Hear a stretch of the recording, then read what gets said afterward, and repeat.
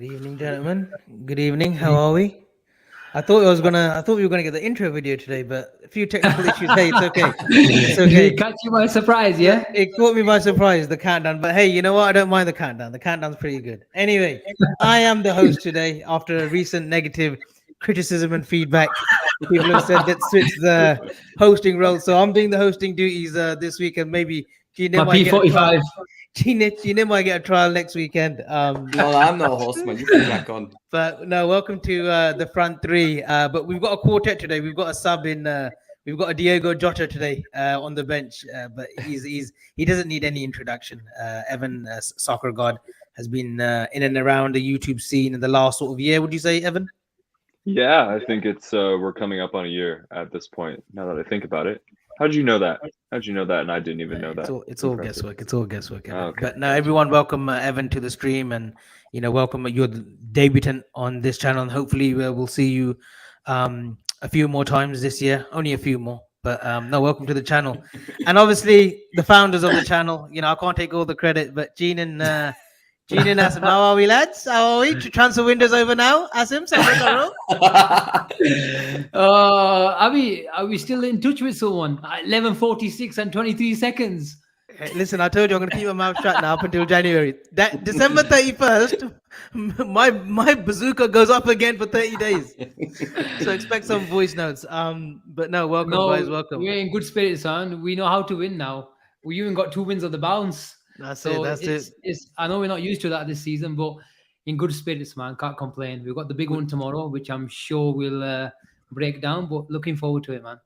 We have found the formula. But look, guys, I do want to address, obviously the transfer window is now over. There was plenty of player links during the last 3-4 months. Our WhatsApp group was popping off a lot of the times, and Gene was naming like 100 names each week, just giving us text messages saying Mateus Nunes, Lucas Sucic, Jude Bellingham, Douglas Luiz. But look, we have managed to get and we'll give a rating of the transfer window out of 10. We'll do that today as well. But I want to touch upon the signing of Artur, shall I say? I know it's not Arthur, but Artur. Evan, you can correct me if I'm wrong. Artur Melo, who has been around since sort of 17-18 with a bit of hype since his Gremio days. Makes the move to Barcelona. Started off relatively well, and then goes out of the team, the inconsistency, the financials at Barca. Goes to Juventus in a very weird move because Pjanic goes the other way. There's so much money involved. I know that transfer is being investigated, but the players are not being investigated, or their agents, but that actual transfer is being investigated. But what do you make of Liverpool getting him on loan with an option to buy at the end of next summer? It's an interesting one. I think in the context of final day desperation acquisitions, it's about as good as it gets. Here we have a Champions League caliber player who has represented two of the better teams on the continent. And I wanted to, when I did my own research, I wanted to get the perspective of people who are closer to Barcelona than I am, closer to La Liga than I am, and also closer to Juve and the Italian scene. And if you talk to a lot of Barcelona fans and those who are more familiar with the situation, they would say Artur never really failed at Barcelona. They would say he sort of fell victim to a really poor, desperate financial situation that Barca found themselves in at the time, and it has since now gotten worse, as we know. So although he didn't come from Gremio and set La Liga on fire, he was steady. That's how a Barcelona fan would describe it. There were comparisons of Xavi, Evan. Is that a fair assessment? Is that a fair comparable? I mean, it's obviously not fair to compare any young midfielder to Xavi or Iniesta. So it's obviously not fair. But it was a certain type of player. He's a guy who sort of glues the moves together, glues things together in midfield. But he sort of fell victim to this sort of sketchy situation. And of course, this much publicized and now being legally invested switch to Juve. I heard someone say that he hasn't necessarily flopped in Europe. He's just fell victim to two poor moves. So some would say the Barcelona move was too early. Some would say the Juventus move is illegal, whatever you want to call it, whatever adjective you want to throw out there. The Juve fans that I spoke to had less nice things to say. about Arthur. Obviously, they acquired him for nearly double the money that Barcelona paid, and he has been objectively a bit of a letdown. They would say he's not really available, which of course, as we Liverpool fans, we don't like to hear that. We wanted a midfielder this window who was insanely available. So hopefully we can get the most out of his availability and we'll manage his minutes. So I have an open mind, just generally speaking, regarding Artur, but that's sort of what I got from the research I was doing on deadline day. And Asim, I want to swiftly I want to move it to you because obviously it's no secret that Klopp came out this week and said the player that we wanted, unfortunately, last minute or whatever you want to say, went to another club. And now that player we know is Aurelien Tchouameni. So knowing that we got Artur and two different players, by the way, Artur Tchouameni is more combative, he's more box to box, cleans up better, he's tackling success. Are you underwhelmed with that signing now, coming in, Artur Melo? Or are you one of those that, you know what, let's go with it, let's see what happens, and hopefully he can pick up some form because, there is World Cup around the corner and hopefully he's vying for a spot with the Brazilian team? Avi, you have to judge it by the situation. Yes, if you want to blame Klopp for sort of thinking he's okay for numbers, because there's different sort of aspects to this, signing, isn't there? You had the first part of the summer where there was maybe a divide amongst fans. Was it Klopp trying to be sort of clever in the media, saying, you know what, we actually do need a midfielder because, like you said, we went for Tchouameni, so that's clear-cut proof that we needed a midfielder, and the club went for him. So him coming out after that and saying, what type of midfielder do we need, is that I think that the Anfield Wrap interview with Neil Atkinson, and he actually went through it, and he was quite emphatic in his response. So I think that was a bit of a play from Klopp, because you can't always come out with literal facts. You have to play the media, you have to play, the questions as well. So, look, I know there are some fans saying, look, no, he genuinely thought that he has enough in terms of numbers. But when the situation changed with the injuries, and now there were some reports yesterday saying what triggered Liverpool to go for a midfielder is the Henderson's injury. So if that's true, I don't know what they were waiting for. But look, it's a midfielder that everyone was crying out for, and we got one. Like you said, it's not the swashbuckling, dynamic midfielder that we were crying out for. He's a technician, and like you guys said, it sort of the comparisons that you make with Xavi. I think there was a famous quote from Messi saying, "Look, this guy's impressed me, and the way he takes the ball on the half turn, he can play in tight spaces. We know what sort of player that he is, and I think he's more of a Thiago rather than a Bellingham type of player. So look, he is a body, but he's got pedigree as well, and you don't get sort of sold for big money from Juve, from the likes of Juventus, Barcelona, if you don't have pedigree, European pedigree as well. And he must now. I think what we've got is we're playing safe, and it's a Liverpool type of signing, isn't it? If it works out, brilliant. And I think there's and we look like geniuses again. And you'll hear Gary Neville say, another one. Yeah, in terms of price and everything.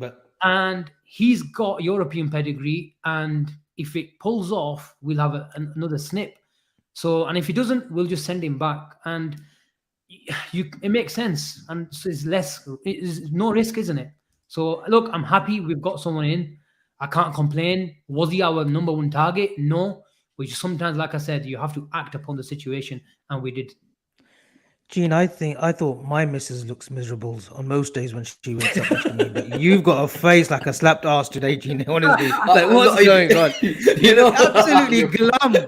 After seeing your celebrations on Anfield Redmond, big up to Redmond TV. After seeing your celebrations on Monday night, right? You were all over the shop, like screaming, giving me a few voice notes. And today, you just look like like glum. What's going? You've had a bit of telling off at home, have you? I've had a long day. I've literally, I messaged you. I think I might be 10 minutes late. I've got this wedding thing going on, and I had to drive basically bombed it here to make sure that made the show on time.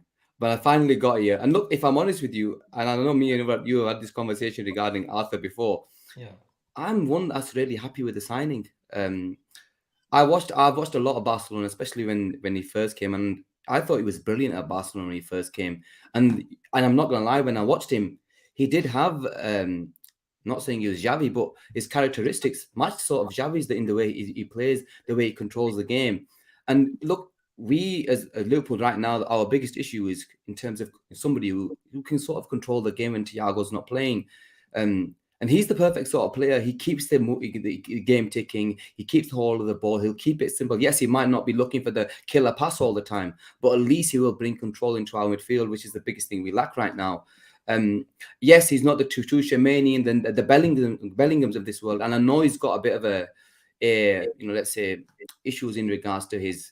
He's a bit of a he's a bit like party animal.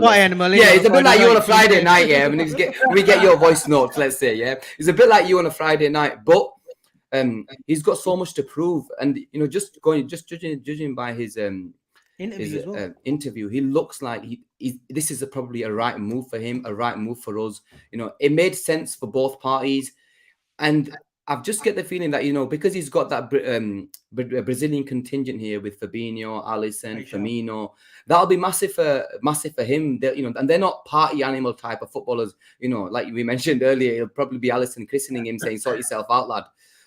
So hopefully it'll be a signing which works for us both, and I think he'll do really, really well personally. But we'll have to wait and see. And over the coming weeks and months, we will elaborate more on Artur and the way he settles into this team.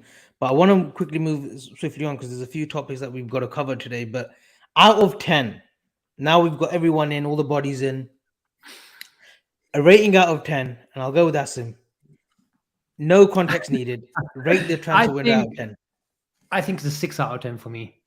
It could be better in hindsight how Núñez goes for the next 2-3 months. All of a sudden, we've got a guy who's a ready-made replacement. I know we've heard like he's not a replacement for. I know he came in just after Mane, but he wasn't the Mane replacement. But we do miss Mane as a international star.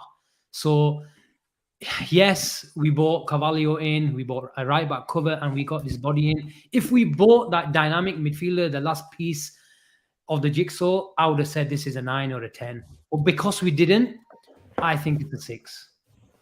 Evan? 5. 5 for me. Sorry, I didn't realize I was muted. So 5 for me, and that's just based on the evidence we have so far on September 2nd. Obviously, Darwin Núñez scores 40 goals this season. That rating goes higher. Obviously, if Artur spends the entire season injured and unavailable, that rating goes much lower. I think,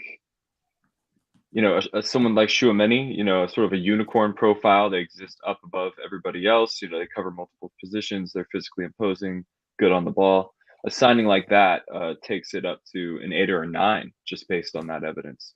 But I was personally disappointed with how the club handled the post-Tchouaméni era in the transfer window. I thought there was plenty of viable alternatives that we let go to other clubs who certainly would have chosen Liverpool over wherever they ended up.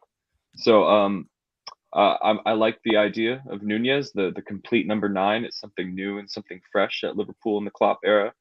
Fabio Carvalho certainly seems like he has a ridiculously high ceiling, not season. He will have a great season as well. And we haven't seen anything of Ramsey yet. Núñez is yet to get going, and Artur. I did say no context needed, and you're going through the whole squad. Well, I didn't hear that. You're gonna let everybody else have context. This is debut for fuck's sake, Abby. Come on, man. He knows okay, so that's my context. I would have preferred a more heated pursuit of a plan B in midfield. That's a fair point. Fair assessment. Gene? I'm gonna go with 6.5. He's being nice. I am being nice because I will always back my team. I don't know why I always do. It's just I can't help it. But look, I love Carvalho, a brilliant signing. Núñez, I know he's got a high ceiling. We've not seen anything like Evan said, but he's judging it by what we've seen right now. Sure. The right back hasn't even started, and after there's so much to prove. And again, it should have been a lot better. Let's face the music, boys. It should have been a lot better, but let's not go into that. But before we move, look, I've seen a comment, Avi, on here from Jav Khan. He said, "Big up Redmen brothers, doing Yorkshire proud." Jav, Bradford Ticketmaster. This lad, I have to give him a shout out because when I was 17 years old, I used to go on the courts to Liverpool, and this lad used to sort me out with tickets back then. You're talking 23 years ago. So I have to give a shout out to him, and he's come onto our show for the first time. So big up, Jav. Big up, Jav, man. I didn't know Jav was still around, but good to see you. He's still in Bradford, yeah? Like killing him off already. As soon as what are you doing? But no, big up to Jav Khan, and yeah, like he took I team said to his. he's around in Bradford. He I took me didn't to say my first he's big alive. games, man. The European nights I used to go with this guy, so I have to shout him out. Big But up yeah, to Jav, 6.5 big for up. me, man. 6.5. What about yourself, Ave? I gave it a This is 7 out of 10. I mean, just before you say this is your real, not your WhatsApp. I give it a 7 out of 10. I give it a 7 out of 10. He did give that on Twitter, so fair I play. give it a He's 7 not out of changed 10. his I think mind. Ramsey. I was talking to actually an ex-Aberdeen player, Ewan Jess, who spends a bit of time in America, and he played for Coventry as well. He goes, this guy is Ramsey. He's not here to sit on the bench. He's gonna threaten Trent for that right back berth. So let's see. Nunes, I think, I've backed him from like Gene and most of us, all four of us back Nunes to score goals. I don't think he'll start tomorrow, but we'll come on to that. But I think there's going to be goals in him. Carvalho looks as if he's settling in already. Love these little cameo roles that he's coming on. That's the best way to nurture him. Don't want to see him starting any games yet. And Artur, he's got everything to play for. He's got the Brazilian contingent with him. Tafarel, Klopp, then the players, Fabinho, Firmino, and then you've got Alisson too. So he's got right tools to be a success. Go on, Asim. Sorry to interject, because you mentioned, I don't know what you guys think on this. Carvalho, as like you rightly said, has had some brilliant cameo performances. But when Thiago's back, and we heard today he's back in training on Monday, is it? Monday, yeah. And then, what do you call him? Arthur is going to probably play that role. If Thiago is fit, he plays. Arthur might get that spot if Thiago, and it depends how he comes and fits in. Yeah. But if he fits in, he'll play. So do you think that Carvalho's, especially with Jota coming back, we've got the 5 attackers again, do you think his appearances will be limited going forward if everyone is fit? Evan, do you want to take this? Yeah, I was just going to say we're entering the part of the season where we actually start to play multiple times a week. So there will be Champions League games. There will be the domestic cup games to play. I'm not too worried about the likes of Carvalho getting the game time that he clearly deserves. I think he's come off the bench so far and been a bright spark in what's been a mixed bag of results to start the season. Absolutely. I'm not too worried about it because, as I've already said, he's a kid who so clearly has an insanely high ceiling.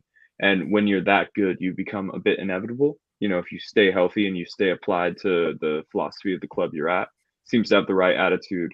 So I'm not too worried about it.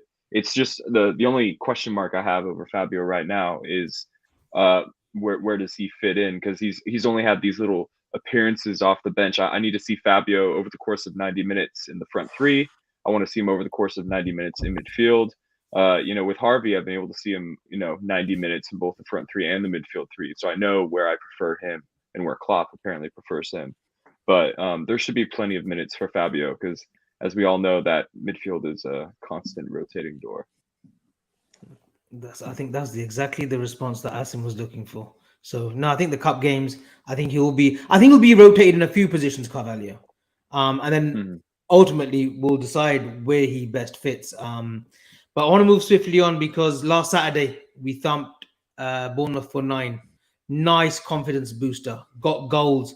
Surprisingly, not a Salah assist or goal in that game, which is shocking. I know, Gene, you took your little one to the game. What a game to go to as well. Great pictures that you sent us. And then we get Newcastle on Monday and you think, let's carry this. No, sorry, on Wednesday. Let's carry this momentum over. It didn't work that way, did it, Gene? No, I didn't at all. The Bournemouth game, I think everybody know what happened. We just went and battered them basically. From the minute off, we were at them and we beat them. But it was a completely different game against Newcastle. They had a plan and their plan worked for large parts of the game. He's asking you for the Bournemouth game. No, both. No, both. But right. Bournemouth and Newcastle. Yeah. All right, okay. Look, Bournemouth game, we did really well. We came off out of the blocks really, really quick. We got the goals. We looked hungry. We looked ready, and that was a game where we had a point to prove. Basically, you had to basically send a message out to everybody else, and we did. We got 9 goals. We were hungry from the minute up to all 90. We didn't lay off the gas. The full throttle football, let's say, and so many players got their goals, and it was a big confidence booster going into Fulham. So going into Newcastle. Newcastle was a totally different story, completely different game. I thought Newcastle had a game plan and they practically nearly perfected it. I couldn't stand the Gits, don't get me wrong. It was the worst team I've ever seen come to Anfield. And them Gits, the way they flipping wasted time, I've never seen a team. They milked every incident, didn't they? They It was a milked it joke. to the core. Yeah. It was a joke. I've never, like I said, Liverpool have never booed a side coming off the pitch.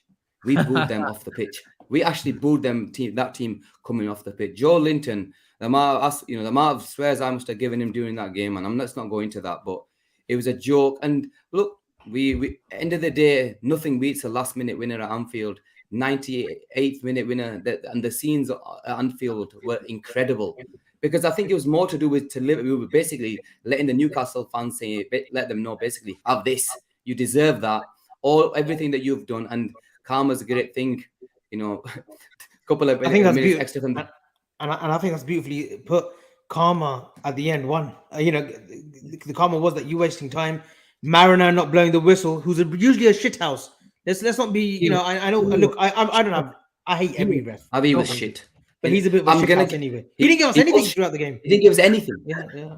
And he really got to me because, now I mentioned it before, like nowadays, the referee don't need to wait to give a yellow card. He doesn't even need to warn the goalkeeper or anything. He can just pull out his card. He didn't even warn them. And that was the thing that was getting to me, thinking, do something. And he never took the onus upon himself to say, okay, quicken the game up. But at the end of it, he did give us that extra couple of minutes. And ultimately, that won us the game. Asim, I want to come on to that first goal that they scored through the new man, Alexander Isak. Was it Trent obviously misplaces the pass, but we know that Trent does that. For every beautiful pass that he plays, every 5-10 passes, there will always be that odd one where he does play in a dangerous area. Where did that fault lie in? Was that the slow reaction of Hendo or even Fabinho? Van Dijk's positioning?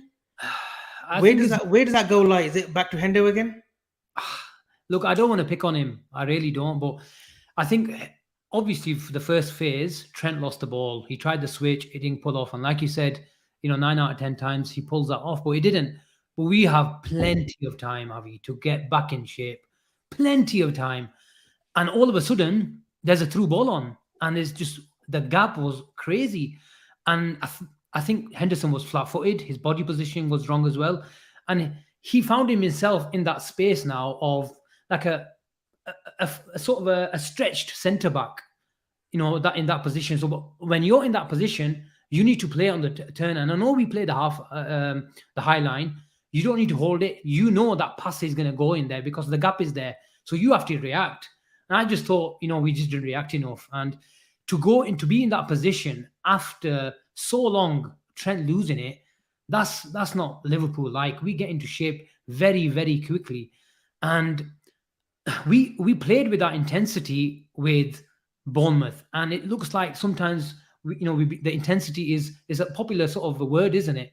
Is it being regurgitated a lot of times? And funnily enough, we mentioned the book many times as well. So it's that word again, and we got it against Bournemouth, and it feels like Liverpool sometimes have it too much in their minds, going with the intensity. And if you play with intensity too much, you can sometimes lose a sense of positioning as well. And maybe I'm over-analysing, but it's happened too many times. We saw it again with Fabinho at Palace, too eager to win the ball. And I know it's a bit similar, different situation compared to the situation with Henderson, but we have to keep cutting these mistakes out. And again, we let the first goal go in, and it's happening too many times. Evan, do you think that's a major element of why we're conceding early? Well, why we're conceding first? In the 8 of the last 9 games, we're conceding the first goal. Is it that element where we're maybe trying too hard, and then we have lapses of concentration when we're in transition, and then we give them open space like we did with with Isak's goal? Can you pinpoint it? Because I know you love talking the game, and you're great with your tactical insight, just as Asim is. I know Asim put up a great thread today on Twitter, so go and make sure you guys read it on Twitter on his social. But what is the one pinpoint effect? Why are we conceding first, Evan? A team that's always scored first, always maintained control in the middle of the park. What is it? Is it brain fatigue? Is it concentration? Is it mentality? Is it application? Is it the attitude? What is it? I see a lot of square pegs and round holes for how Klopp wants the midfield to work in the post-Wijnaldum era. In the post-Wijnaldum era, what we did starting about 12 months ago was both eights became incredibly high. Jordan Henderson has spent a lot of time on Roberto Firmino's shoulder and even further forward than him this season, meaning that when we do lose the ball in transition, there's a lack of cover, and we inevitably keep conceding basically the same type of goal. So, like Zaha's at Anfield, like Rashford's at Old Trafford, we will continue to concede that type of goal if we want Trent Alexander-Arnold to be effective in forward positions and have the right-sided eight right up there with them as well, or the left-sided eight. So, in the Wijnaldum era, it was a lot more structured. Wijnaldum was not nearly as, box to box. If Fabinho ever got overwhelmed, Wijnaldum was there to sweep up everything. And also, just basically speaking, Wijnaldum was there to play every single week, which is a bare minimum. That is a bit of a lost art in the Liverpool midfield at the moment. So I've disagreed largely with this approach to midfield because I didn't think we had the players for it. Albeit we went and got 92 points last season and went to a Champions League final. So, what the hell do I know about the game? But I think this approach is now being extremely exposed when you don't have the control that Thiago brings, when you don't have the athleticism that someone like Wijnaldum brings. This is why I was so keen on Tchouaméni. He was a perfect physical profile. And if you're going to ask for so much running from these midfielders alongside Fabinho, then you're going to get caught in transition quite a bit. And when you have a high line, it becomes, a bit easier to thread the ball if you're good with your timing. And this is the Premier League. These are professional footballers. You don't have to be Kevin De Bruyne to pick out a nice pass behind a high line. So it's a myriad of things. It's tactical. It's a lack of physicality in key positions. And it's very frustrating for me on a personal level because we've conceded that goal that Zaha scored. We've conceded that goal that Rashford scored 12 times in the last 12 months. I remember multiple goals like that being scored, and then there's other repeating patterns such as Mitrovic dunking on Trent at the back post. We definitely conceded that goal a few times last season when we left Trent alone. So I disagree with the new midfield approach, and for me, it was absolutely pertinent that we brought some more pace and power and athleticism in the midfield if we're going to continue in this way that I already don't fully agree with. So I don't question the mentality of this team. I don't question the mental toughness of this team. But it does look stale. I think it is the right word. So if you're not going to switch things up and move someone like Jordan Henderson out of the starting lineup, you need to find a new way to play. Some people say 4-2-3-1. I've yet to be in love with any version of the 4-2-3-1 that I've seen from us. And just on Jordan Henderson, very quickly before I pass the mic back to you, obviously he's a whipping post for the Liverpool fan base at this point, and I take no enjoyment piling on the captain. I take no enjoyment piling on somebody who's given everything for more than 10 years for this club. But he looks far below the required level these days, both technically and physically. I mean, he's on the other side of 30, a guy who played an insane amount of minutes last season, our most available midfielder last season. So hats off to him because that's an achievement these days. But he does look thoroughly unequipped to be playing as often as he does in the role that Klopp is asking him to play. So it's a bit difficult because there was a time where I thought of Jordan Henderson as one of the top midfielders in the league not too long ago. But he looks a bit below the standard, and we all know the standards that we hold ourselves to these days. Gene, he's mentioned, and obviously Skip's been there for the last 10 years and he's faced a lot of adversity, and it's another challenge now at 32. Like, he's going to get a criticism because of the lack of options in midfield, and maybe he can't do the job that he was capable of a couple of seasons back. But I want to come to three other players. Robbo, and that right-hand side of Trent and Salah. Is there a worry there in the last few games? I know Salah's got 2 assists, and I know he scored against Man United, but he's been on the peripheral in the last few games. He hasn't had, a game where he's been threatening all game, and he sometimes has those patches where he'll score a goal, go quiet again, but teams are doubling up on him. Is that something that we need to look at as well and assess? Of course, look, I'm going to start off with the fullbacks, Javi, because the fullbacks have been shocking this season. I don't think there's bar the game against Bournemouth. Fair play. That's one game. I'm not bringing in that into consideration, but the other games that they've played, we've not been at the races at all. They look complete. They look out of form. But it's not just them. If you look at our back line, Van Dijk's been really bad as well. We need to bring him into the equation. It's the defense on a whole. Bar Gomez, I thought Gomez was our best player, and I agree. If That's surprising from you, Gina. So you're giving credit. You're finally giving some credit to Gomez because he was the better player, and I give him credit on Newcastle. I would call it as it is. Some humble pie, Gina. Very good. Look, humble pie. I enjoy it, man. But the fullbacks, Avi, they've honestly they've just not been at the races, and I don't know what it is. Are they being affected by the midfield? Because I was asking this question to myself. Am I blaming the fullbacks on the midfield, or are we blaming the midfield on our defence? And it's a question that's going to get asked. And Evans put it correctly. We are susceptible to the counter too many times. And is it the way we play? We got away with it. Towards the end of last season, there was a lot of games where we got away with it, where we won the game 2-1. We got away with it. And we had the players at that time who'd been at the club for a long time. Spurs game was another example. Spurs last season at Anfield. There was so many. It just wasn't as there was a lot of instances this actually happened, but we got away with it because Mane and these guys were ready. This season, there's been a slight transition in play. We're not as potent, let's say, in front of goal. I know Salah's been creating a lot of chances though. When you talk about Salah, I was looking at the chances created. He's created more than double of chances compared to, I think, next person's De Bruyne. So there is a sort of slight tweak, let's say, in Salah's performance. If he is creating the chances, is it a system issue?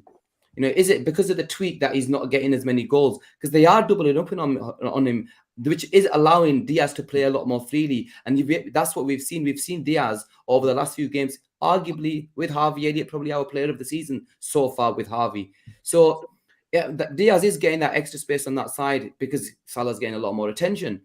But I want to see Salah a lot more closer. I know, it's weird because when you look at the heat maps, and I asked him boy up last week, he is still closer to the forward line. But when we watch him play, it still feels as though he's out wide. Too far wide, yeah.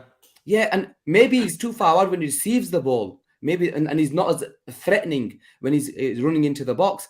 I don't know what it is, but look, we need our players back because we need to start controlling the games. Because once we start, and we're not controlling the games, and that's one of the reasons why I feel Robbo and Trent, they're not getting as further forward. Robbo's link-up play with Diaz, it hasn't been there at all. We saw 15-20 minutes with Bournemouth. Forget Bournemouth. The other games, when was the last time we seen them two really make some triangles together? Yeah, playing tandem. Robbo making the overlap, Diaz playing him through, and we used to see that so many times with Mane and Robbo. We haven't seen that enough.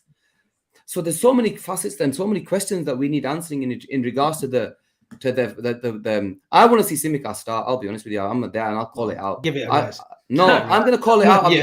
I want to see Tsimikas given a chance. Give him a game. Let's see what happens. Maybe not the derby. Yeah, maybe that's a bit too soon. Why would it be too soon? Why would we? If he's fit, if he's firing, if he's fit, then why would you start him against Derby? Okay. You just said give him a start. You just said give him a start. Yes, I have. Now you're going back on your word and say no, but the Derby comes too soon. And no, Avi, I want to see he can handle himself. Start. He's a Greek. He's a Greek scout, so he can handle himself. He probably can, but I just think the Merseyside derby, Robbo's experience, it probably comes handy in that type of game. So I'll probably maybe wait and wait for the game after that personally. But I want to see Tsimikas given a chance. I love Robbo, but look, I actually wanted you to elaborate on this Tsimikas and Robbo debate. Okay. And also talk to me about Trent Alexander-Arnold. Look, I think all the problems that we've seen so far, Avi, are linked. We have become, and I think the manager needs to take some sort of, responsibility in this. We've all of a sudden become over-reliant on one player in terms of Thiago. He has become the builder. He's become the orchestrator. He picks up the ball, and he sort of gives that switch to us. And maybe the golfing class is sort of bridged with the introduction of, Arthur coming in. And that's the problem. And people are talking, and Ivan touched on this, that we've evolved between a flat three to Harvey Elliott, and we saw glimpses of this, last year before he got injured. And that's why maybe you've seen Salah wider, because Salah with narrower, Harvey Elliott is occupying that space that Trent wants to drive into, and all of a sudden we become too narrow. So something has to give, and maybe Salah has to get wider to create that triangle. So in this involvement, we play on the ball, and people talk about this 4-2-3-1. I touched on it in my thread today on Twitter. Our pivot we play with a double pivot. Our sort of a left-sided midfielder is quite parallel to Fabinho, generally speaking. Check him out. And so we play with the double pivot. But the problem is you can't have it both ways, and it's a double-edged sword. With Harvey Elliott in that half space, you want us to be more of a footballing side rather than a machine and keep progressing the ball. And Harvey Elliott has been brilliant. But like I said, you can't have it both ways, where you want us to play football as well and be, provide the sort of protection that Trent needs. And then Trent is a playmaker for us on that side as well. So we've got so many things going on in our play. Something has to give off the ball. James Muller looked better on the right than Trent did on Wednesday night when he was there. Yeah, but look, Avi, it's about 15-20 minutes cameo, wasn't it? And I think, look, he's done that role before, though. Asim Sabur, he's done that role before. So would we play Milner right, and then maybe Trent? Could we see that transition? Look, transition to midfield. We touched on it last week, Avi. It's completely different. Sort of having the game, in front of you. It's a completely different. And someone texted me that day when Trent scored that goal against Bournemouth, where he had a 1-2 with, was it Bobby? And he sort of drove into midfield, and they said, look, he has got that dynamism about him. But look, when you've got come into space, I hope it wasn't my missus that texted us. What's that under the table?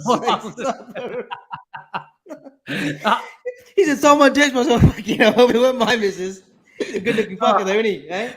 Well, she knows more than you anyway. Carry on. If it was, she has more knowledge than you. So is that what she tells you? Is it? What the hell, man? Anyway, back to the football. Come on. Let's stop there. But look, I think it's an accumulation of things. And Robbo, I was just going to touch on this, is we've got the big man in now. And I think City, in terms of personnel, are better prepared for this. Why? Because they've got more progressive midfielders and comfortable on the ball. And you've seen in bits where Guardiola has sort of, like Gene said, we have our fullbacks high up and, coming into space. And we've even seen Robbo making underlapping runs and being in midfield, for God's sake.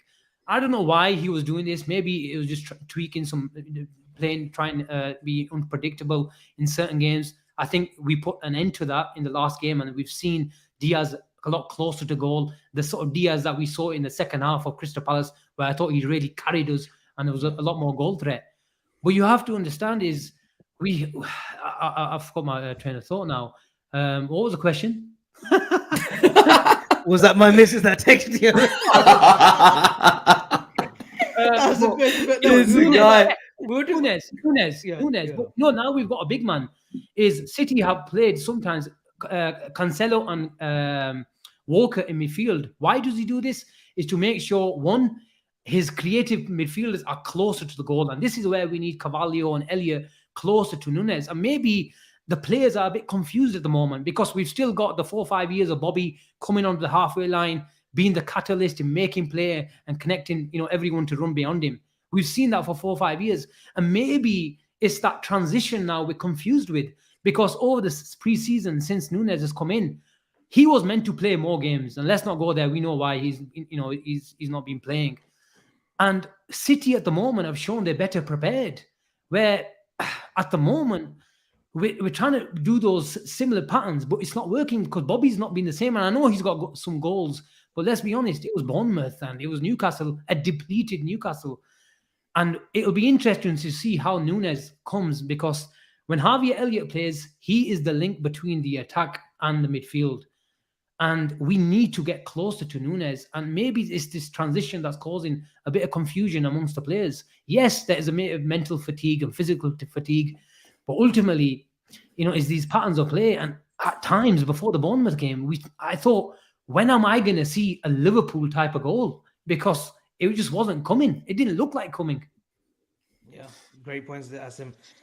40 minutes in, guys. Please like and subscribe if you haven't already. It's been a great discussion so far, and it's only right, Evan, I talk about Starboy. I've had my reservations over Harvey Elliott, but he's had a fantastic start again, similar to last season, the first 5 games. He's been a knight. He's been the knight in shining armor, could you say, in this Liverpool team at the moment, alongside maybe a Diaz? Yeah, certainly. I think he's been comfortably our best player in this opening phase of the season. I thought we saw something really, really interesting against Newcastle for our equalizing goal. I think, as we all know, our wide triangles, they weren't quite coming off. They require an almost flawless level of concentration and technical skill. There was a time even last season where the Henderson, Salah, Trent triangle out wide was unstoppable. It was just a chance creating machine every 5 minutes. But when that goes stale, it goes stale, and teams know how we play. So what was so interesting about our equalizing goal was how lateral it was. It was Allison to Fabinho, straight through the middle. Fabinho turns quickly, straight through the middle, breaks the lines to Harvey Elliott in the half space. Harvey Elliott turns, plays through Salah, who gets to a wide position. Don't get me wrong, we want Salah in wide positions. But then the chance creation becomes easy. Firmino just strolls into the penalty area, and he has an uncontested shot. So although we did create our chance from a wide area, which is very Liverpool of us, the method in which we got Salah isolated 1v1 with, I think it was Dan Burn out there, was much, much different. Did not even involve Trent, did not even involve anybody else besides Fabinho and Elliott in getting it there. So it was a goal that we've scored precious few times over the last few years, just going straight through, like vertical tiki-taka, just straight through the middle. And with a player like Harvey Elliott, who I thought did great at finding little pockets in the half space, that is now possible. That is one of the benefits in the post-Wijnaldum world. The midfield has gone from this high-functioning pace and power system to, a much more free-flowing and much more ambitious. So I think that's a route I would like to see us take more often, especially on a night where things aren't coming off between Trent and Salah. And so every good thing we did against Newcastle, every great moment we had, started with Harvey Elliott receiving the ball in the half space, through the middle, bypassing Trent, bypassing Salah. And lo and behold, the only time against Newcastle we got Salah in a 1v1 situation with the Newcastle defender was when we went vertical like that. Just Allison, Fabinho to Elliott, quickly, we're on top of them, we're in their 18-yard box like that. Every other time we tried to go through Trent, we tried to go through Henderson, we tried to stay wide our entire time into the 18-yard box. Salah's getting double teamed. Salah's getting triple teamed. So that's what Harvey Elliott can bring. You have a guy who's by maybe nature an inverted winger, but he's playing more central, Bernardo Silva-esque, if you will. So, but in the more general sense of your question, Avi, I've never had more stocks in a Liverpool youngster than Harvey Elliott. We've seen flashes. Ryan Brewster was perhaps maybe not a Klopp player. Other players have, picked up injuries or moved on too early. Sterling didn't spend all that much time here. But Harvey Elliott is really a breath of fresh air, not just for the Klopp system. Not is he a breath of fresh air into a Klopp midfield, but he's a breath of fresh air for us in the sense that if our academy, like the city of Liverpool, if they're not going to be producing a Trent or a Gerrard every other year, then we should be trying to recruit the best 15-year-olds in the country constantly. Because let's be honest, we didn't get Harvey Elliott till he was 15, 16 years old. So I think he represents a difference in our youth transfer strategy. Obviously London has many socio elements of like advantages to their academies that Liverpool just don't have, just due to the population density. So if that's going to continue to be the case, if our academy is still not where we want it to be, let's keep getting the best 15, 16-year-olds on the island. You're a mute. You're a mute. Apologies. Thank you, Asim, for that. Gene, Harvey Elliott, Evan just pointed out Bernardo Silva. I'm thinking, and I know it was said in the WhatsApp group, a David Silva. It's And David. I David. know David. He's not French, is he? Sabarkar. No, He's it's Spanish. David. He's not David French. Silva. David. It's David. It's David. David. It's David. Okay, It's David. not David. You It's sound David like, Silva. No, David. David you Silva. sound like Alan Shearer on Match of the Day. I was like that. You sound like an American, bro. Get out of here.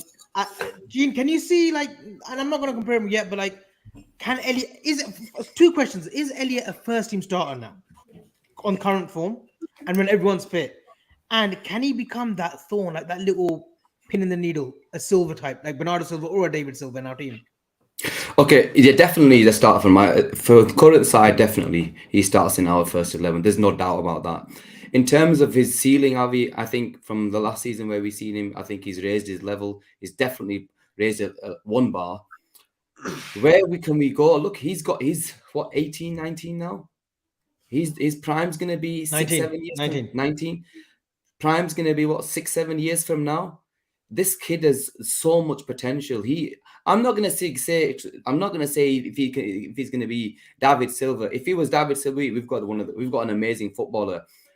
Has he got the attributes? Look what you see. He's been our main carrier for Liverpool Football Club this season.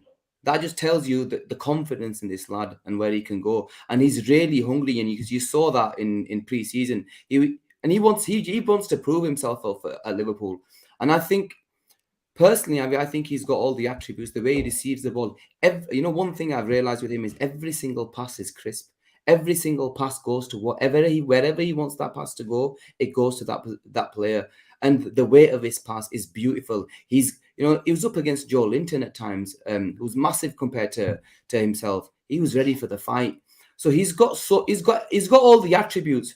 Now it's up to him, and he's got the right coaching club. He's got the correct club. He's a starter for Liverpool at the age of 19, and I believe he's a starter now.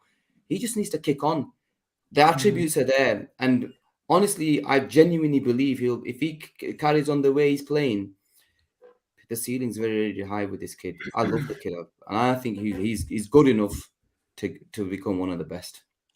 Asim, we all know that you're a massive Curtis Jones fan over Harvey Elliott. Has your mind changed now ever so slightly since Harvey when you were going to come, I read the agenda, and you know what? You said that midfield tomorrow, and I actually thought about him tomorrow. We'll come on to Everton after this, but I've got a good sneaky feeling that we might see CJ in that first 11 tomorrow. Yeah, but anyway, carry on with your question. Just a quick. I think the 2 underneath me have covered it beautifully. Evan with the comparisons and his tight spaces, and finding positions similar to like a Bernardo, David Silva. Your thoughts on Harvey Elliott's start so far to the season? Look, he's been absolutely brilliant, and I think there was a sort of a clip going around on Twitter yesterday, or even today it might have been, where he was progressing the ball, he was making play, and then he was switching it out wide to Diaz.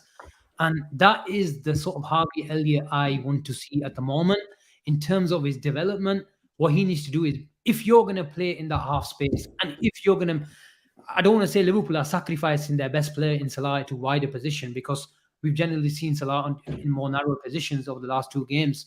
But if you're going to be in that sort of half space, then you need to bring goals and assists to your game.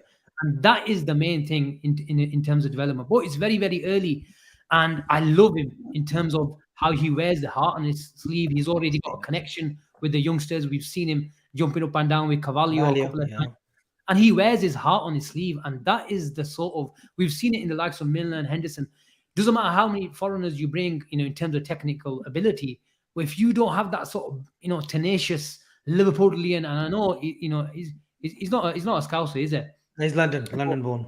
Liverpool fan though. Yeah, massive fan. His family. Yeah, you come with his dad all the time. His dad comes regularly to Anfield. I've seen him a couple of times, and we need that. And yes, he's got the quality on the ball. And like I said in my thread today, there's been a lot of talk about him, in that sort of half space on the right hand side. And if we do get that Jude Bellingham type of signing, will we see him switch to the left, over time? Because I think he's got that sort of ability where he can play. And at the moment, we've seen Henderson and Milner go and play on that left-hand side. And the problem is receiving the ball on the half turn. But he's so comfortable in doing that, where he can play on the right or the left. He can play in the 10, he can play in the 8. And maybe we just see the versatility of Harvey Elliott. But is he a shoe-in the team at the moment? I'd say so, because at times, especially when we're in chasing the games, him and Diaz at times have carried us. And, it's just brilliant to see those sort of capabilities and, characteristics in a young guy. And, more, we're going to just see more of him, and I can't wait. As long as he stays fit, because, last season was a nasty injury at Leeds. If he can stay fit, and he's changing my mind. I had my doubts, no doubt about it. Everyone knows that. But no, he's certainly, and I know me and Evan argued about it. When did we have that spat on the phone? Tuesday, Wednesday, was it? Wednesday. Literally last night. Last night. So now look, if he continues doing what he's doing, adds, like Asim says, assists and goals, then we've got some player. We've got an absolute world beater. But guys, 51 minutes in, it's only right. We mentioned the Merseyside derby, the small matter of a Merseyside derby tomorrow, the Blue Noses. It's a 12:30 kickoff, and I hate these kickoffs. Because I can't enjoy my Friday night, because I've got to wake up at 4:30 in the morning. Oh, not that. It's usually the time that I go to sleep on a Saturday morning, but I've got to be up tomorrow for the Merseyside derby. Same with Evan as well. Evan, do you get these weird Friday night audios from him as well? Oh, I get all these missed WhatsApp calls at all hours of the night. I have to put myself on do not disturb, otherwise I never get any sleep. So. But the last time we had a 12:30 kickoff at Merseyside derby, it was a nightmare. Let's not beat around the bush. Van Dijk's ACL, the Thiago injury from Richarlison's kick, the offside goal that should have been given, Mane's winner. So Hender's winner. But guys, it's a game that, with Everton where they are right now, it's a game we should win. Gene? We have to win. There's no for us guys now. Right now, I don't care about performances. I just want wins. I want points on the board. Every single game that we go into, I want 3 points. I don't care how we do it. Merseyside derbies, we know how they play. It's always feisty. There's always challenges. And form goes out the window, doesn't it, Gene? In these kind of games, doesn't it? Of course it does. And we went last year, and it was one of the best away days that I've ever had in my life, away at Everton. And I can't stress the importance of a win, because we just got to pile on the pressure and keep winning until we've got our players back. And like you mentioned, Merseyside derbies, 12:30 kickoff. Nobody likes a 12:30 kickoff. The Everton fans will be up for it. I can genuinely, honestly see that they're going to be up to their antics again. I can see them doing exactly what Newcastle did in terms of time wasting. It's Lampard, flipping hell. He's Mourinho's kid. Do you understand? He's going to do exactly what Mourinho come and done. He did to us a couple of times at Anfield. So it's like I said, it's a derby. It's a massive game for us. I think you're probably going to who you think is going to start later on. So I'll leave that to later. But no, give us your first 11. Give us your first 11. I think Gomez. What was that, Asim? Shimmercast is starting. Oh no! He's not ballsy enough tomorrow, man. Not tomorrow, man. He turned 360. I said he should be starting. I didn't say which game, did I? I said he should be starting. Proper anyway. Robertson at left back. Let's start off with him. Look, the back five. Let's say I can't see any. Gomez, Van Dijk, Trent, and sorry, back four, and then mid. I think Milner will get the nod. Milner. Yeah, I just think Milner experience, Merseyside derby. You need some cool heads. You need people that know the game. I think we said that against United. Bring Milner in, cool head experience. And he's giving a ball into Van Dijk and Endo, but we lost that game. I get that, and I'm all for experience. I'm all for bringing him in. He's a head. He's a captain. He's a leader. He's seen it all, but I think the midfield is crying out for something else, which I'll give my analysis on. But carry on, Milner. Okay, you know what? Wait. I'm going to tell you who I think, who I want to start, and who I think. Give me who you want to start. Forget about you're not Jurgen Klopp. You're not Pep Linders. Give me who you want. I'll give it to you now. I want, you know me, man. I love Carvalho. I want Carvalho to start. Okay. I want to go with In the Carvalho. middle, I want to in the play. middle of. Yeah, in the free, go for. If we're gonna play, go for it. If we think, yeah, I want us to actually go for it, because there were times where I think Everton ain't great. I think we'll completely. I think we're gonna dominate the ball, and we'll get goals. They're not that great defensively. They, and I think we should just go for them. So I'd go Carvalho, Elliot, and Fabinho in the three. I think obviously I can't see. I want Nunes to start. I want him to start, but I think he's going to play because I want to see Carvalho closer to Nunes. That's one thing that I do want to see. But Gene, how do you feel like having Elliot and Carvalho in midfield away to Everton? Do you think we're a bit too lightweight? No, look, I think we will beat them in football. They're not that great. We will completely control the game. We're better than them. We should. Other teams go and play that system. I think that's a great response. I think that's a great rebuttal from Gene to Asim as well. Beaten by football, by just playing football here. Because we're a better side, and this is why I want Nunes to start, because I think there will be a lot of space in the half spaces with them, especially if Nunes starts. He'll occupy the defenders, and that'll give space, especially to Salah and Diaz. Play them to. Look, I know it's too attacking, and people will come out and say to me, maybe it's too much, but no, I want to see that. I want to see that. I want to see that 4 minutes. And I know it's two kids playing, but the kids have been the two players that have arguably been our best players with Diaz. Give them a chance and let them go. Asim, Darwin Núñez, prior to the Newcastle winner, when we won it, prior to seeing the celebration, I was thinking, you know what? He's had his sending off. He's had a telling. He must have had a telling off. I would start him, against Everton away. Then I see that FU. I don't want to swear on live TV. My mom's watching. He didn't swear, man. Leave him alone. He swore. He didn't, man. Darwin, we know what Darwin said. Gene. I'm not a good lip reader, but was. I don't think Gino's a good lip reader either. If he thinks that he didn't swear, but we saw Darwin Núñez with that reaction. I love it. I love that passion. I would never take it away from his game. Does the Merseyside derby come a tad too early for him to start? Look, I understand both points of view. You're going to tell me Lamps, I think they're going to, because they played 4-5-1 against earlier on in the season against Chelsea. I think the way they're going to show us respect. We've seen Lamps trying to play football and he's stopped. And he's going to make them resilient. They're going to get even though it's a half 12, they're going to get the, we might see some things thrown at our bus tomorrow as well. So they're going to create this atmosphere, and rightly so. And like Gene said, we're the better team, and the onus is on us to go and beat them. Does in that 4-5-1 park the bus approach, do I play Bobby, who I think needs to come not too deep like we saw at Man United, but normally come into the sort of on the halfway line and make sure players run off him? That is the type of sort of game you need a Bobby Firmino. But if we go with someone, and I don't think it's going to happen, but let's just for argument's sake go for someone like, like Gene mentioned. Let's say go with my prediction. I know you come to me later on.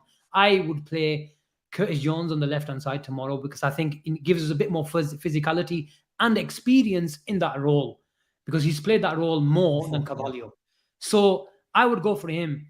So do you sort of make, and I know he'll be closer to Nunes as he can, he carry the ball a bit better than Henderson, Milner. So if you want me not to sit on the fence, I would go for Nunes. He's itching to get on the pitch. If we play more of an attacking midfielder on the left, I'd definitely go with Nunes.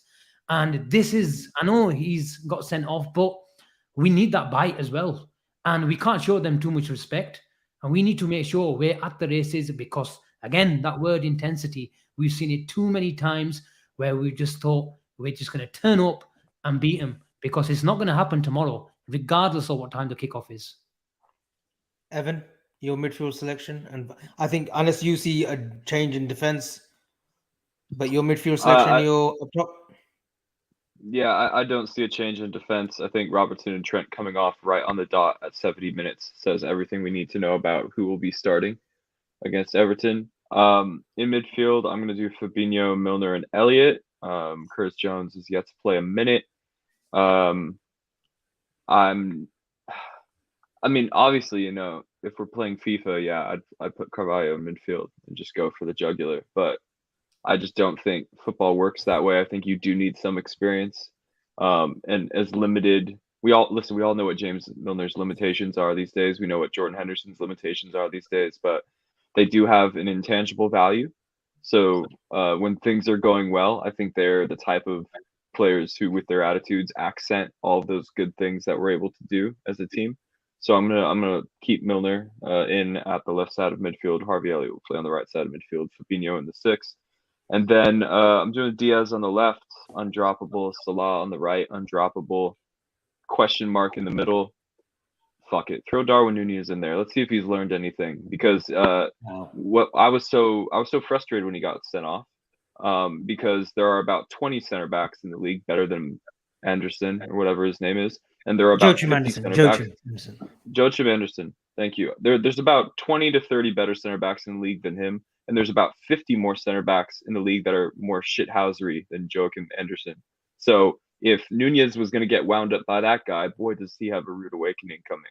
So hopefully that slap on the wrist, hopefully that telling off, and let's be honest, public humiliation was enough for him, because if he does get thrown into the firing line against Everton, they will target him. Not just because he's big and fast and good at football, but because they might think there's the mental weakness in what is usually a very mentally tough team. And let's be honest, red cards are out of character for this Klopp team. You know, we're constantly year after year top of the fair play, whatever you want to call it. I don't know who does that list, but it's constantly talked about. So straight reds, absolutely not in our character whatsoever. So hopefully they don't see Darwin Nunez as a chink in our armor in that way. I like to think of us as even when things are going poorly, a mentally impenetrable side. And you believe the experience of Tarkowski and Connor Cody now, who's joined them from Wolves, big Liverpool fan by the way as well. They'll be playing up on that. They'll be hoping that whether he comes on off the bench or he actually starts, I think they'll be itching. You know what I mean? They'll be like licking the lips and say, look, we can wind. If someone like Anderson can wind him up, imagine what we could do to him. And this ultimately will be a test of his mentality and how he reacts, because he'll get kicked around. He'll get kicked on the heels. He'll get stamped on maybe on the foot, and he can't react. I'm going for Bobby. I think Bobby will start. He'll get the nod alongside Diaz and obviously Salah. And then midfield, I think Curtis Jones. Is that who you want, Avi, or who you think Klopp's going to play? That's who I actually want. Tomorrow. I just think Darwin coming off a sending off with Everton in mind, I just think that's a bit early. But I want Curtis, Elliott, and Fabinho to be playing against Everton. I think that's enough alongside their midfield of, I think it's Tom Davis. It'll be Onana, the new guy who looked fairly okay. And I don't know who the other side is on the left-hand side. Doucouré? I think he's injured. I think Doucouré is injured. Okay. I'm not sure who actually started for them. It was actually Alex Iwobi. They've been playing Iwobi, haven't they, on that left-hand side? Who actually played a good through ball to Anthony Gordon, who's been getting loads of support, and people thought he might be getting his move to Chelsea, but it didn't materialize. Prediction, boys. Asim, what's your prediction for tomorrow? I think we're going to win. I go for 3-1 tomorrow. 3-1. Scorers, I think Salah's going to bag one, Diaz, and Nunez is going to get one off the bench, inshallah. G? You're muted. Yeah, keep talking. You should let him keep talking. 2-1 Liverpool. Salah and Diaz. Soccer God. Okay, I'm going to say 2-0 Liverpool, 1 goal each half to ease the nerves. Salah's going to open the scoring, and then Van Dijk's going to dunk on Pickford for the poetic justice. Oh, yes. So let's do it. I can already see it. Pickford's going to come for the ball. He's going to be in no man's land. Virgil's going to jump 10 feet higher than him. He's going to get dunked on. So I like that. I'm gonna go with 3-0. I think it'll be 3-0. There we go. Always got to one up me. It's a superiority complex. We're gonna keep a clean sheet. We're gonna keep a clean. I don't know where you get this clean sheet from. And I think Bobby will score again. I think Bobby will score, and then I think Salah. I think Salah will score tomorrow, and then You mentioned 4. no. Salah, Bobby, and it would be great if Nunes scores, but I think Diaz will get one tomorrow as well. Avi, just do it. Say 1-0, say 2-0, say 3-0, say 4-0, and say One of them's gonna go. Bayasina. Boys, I'm done. Boys, that's me done. No, 3-0 tomorrow. And then you boys are setting off tomorrow, aren't you? Early. Asim's tomorrow. driving, so yeah, we're setting off. Early morning for me as well. Going to Kezar Pub, San Francisco Liverpool supporters bar. It's gonna be a 4:30 a.m. kickoff. Wow. So And we'll it's be at the pub. usually a big crowd at 4:30 in the morning as well. Oh, there will be 100 people there at 4:30 in the morning. Wow. Definitely. Yeah. Few You'll fists. enjoy that, man. Few At least fists you get to by see 6 what o'clock. you get them these type of games. You probably stay up the night before. At least you get a proper night and you enjoy it. Watch the game at the end, and if you win, it's the perfect. Nah, you see, Don't worry everyone about asks enjoying me the if I night. do Gene. Don't worry that. about enjoying the night. Gene. That's the Avi tactic, the party and stay up all night tactic. Me personally, I'm in bed by 9 p.m. You know, I wake up early. I have a balanced breakfast at 4 a.m. and then I'm ready. So both sides of the coin for American supporters here. Wow, man. Avi, you definitely not you, man. I'll be Definitely not you. recovering from a fucking hangover. I'll be on FaceTime with Gene or something at 3:30 in the morning. Where the fuck I'm are you, Gene? gonna have like 5 missed calls from Avi, and they're all gonna be like 2 a.m., 3 a.m. because he's getting No, nervous and he I'm wants gonna to try he to, I'm wants gonna to try to talk. be a good lad today. I'm gonna try to be in bed by 11. Avi, if I All don't right. carry on, Evan. I was just gonna say my phone will be off, so don't even try to contact me anymore. Avi, if I don't give the Asian Mike Dean a shout out, he's already given me 3 missed calls. Abid Hussein is in the house. Abid, But yeah, I'll leave him alone.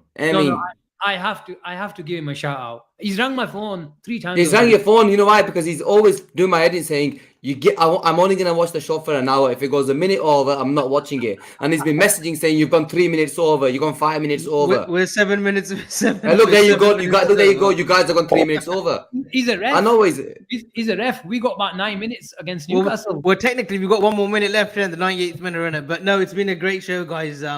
This Friday, I was your host, Blue Chip TV. Please like and subscribe to Born and Red. I'll probably host again next Friday, to be fair, because we know Azim's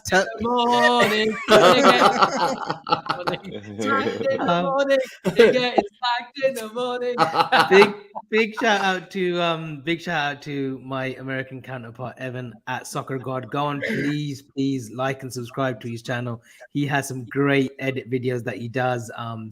He's great stuff. But go and follow him. He's usually on other channels as well. And go and follow him on Twitter at Soccer God. Great Twitter handle, and the guy with full analysis and tactical breakdowns. Go and read up on Asim's thread today on Twitter. I can't read, so my wife read it for me. Great, Asim, absolutely great. It was. Why can't you read? What's wrong with you? I'm dumb, boy. I'm dumb. Yeah, bloody read, man. Dumb. A-star student from Oxford, crying about reading. I'm just glad his wife's at home. Yeah, and she's not knocking on your door. This guy. Yeah, get out of here, Avi, man. All right, listen, that's the show. Hopefully, boys, tomorrow we'll bring home the 3 points, and these two will definitely be back tomorrow for a pre-game show and a post-match review, whether they're in the car or whether they're in the kebab shop, God knows, but these two will be back. Thank you and God bless. Evan, thanks a lot, man. Evan, thank you very much, guys.